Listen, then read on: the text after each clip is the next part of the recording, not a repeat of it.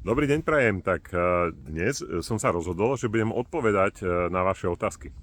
Tento formát využíva veľa kandidátov do Národnej rady a mne sa tiež celkom pozdáva, tak by som vám odpovedal na otázky, ktoré mi kladete buď v diskusiách na sociálnych sieťach alebo aj na ulici. To prvou otázkou je, že prečo ste vstúpili, teda prečo ste sa rozhodli venovať politike. Väčšina ľudí si samozrejme hneď odpovie, že aby ste ryžovali peniaze a aby ste sa napakovali. No, poviem vám takto. Ja som asi jeden z tých ešte naivných ľudí, ktorí naozaj veria, že poctivou prácou a teda vstupom do politiky dokážem niečo zmeniť. Dokážem pracovať pre ľudí a spravím to Slovensko lepšou krajinou.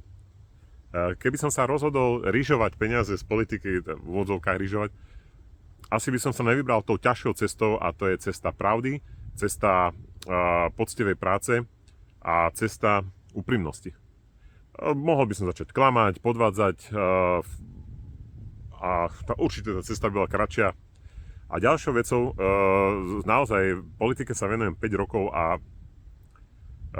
ten čas, ktorý som tu strávil, keby som venoval zárobkovej činnosti, tak asi by som bol niekde úplne inde. Druhá otázka, veľmi zaujímavá. Ktorý je váš najobľúbenejší politik? Tak tu musím jednoznačne povedať, že s prehľadom môj najobľúbenejší politik je v súčasnosti Jaroslav Karahuta. Ono to je možno prekvapivé, lebo veľa ľudí ho aj možno nepozná. A to je dané tým, že pán Karahuta je odborník. On sa venuje naozaj tomu, čomu sa má venovať. Rozumie sa tomu, je to špička v obore. Nerieši vôbec ega, rieši len pravdu a rieši to, ako posunúť Slovensko niekam ďalej a ako spraviť Slovensko potravinovo sebestačnou alebo respektíve potravinovo bezpečnou krajinou. Jarko Karahuta je pre mňa vzorom aj preto, pretože je mimoriadne pracovitý človek a naozaj nenechá svoju pozornosť odvádzať nejakými žabomyšími vojnami, ale skutočne venuje sa tej problematike, ktorej sa má venovať a naozaj má aj úžasné výsledky vďaka tomu.